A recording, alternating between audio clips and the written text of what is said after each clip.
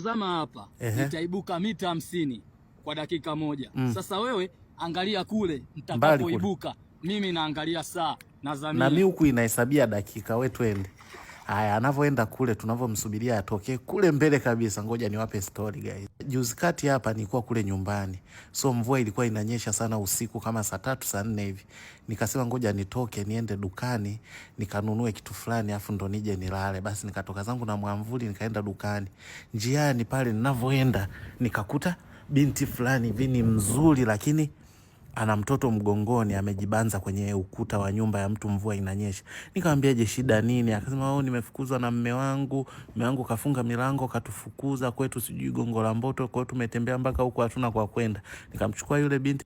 Basi tulipofika hapo nyumbani kwangu nikamwambia, nikawanunulia chakula wakala, nikamwambia mlaze mtoto hapo kwenye kochi kwa sababu mimi nimepanga chumba kimoja. Akamlaza mtoto kwenye kochi, yeye akataka aje alale kitandani kwangu. Basi akaja pale kitandani akalala, tukalala wote kitandani, mtoto alikuwa amelala kwenye kochi.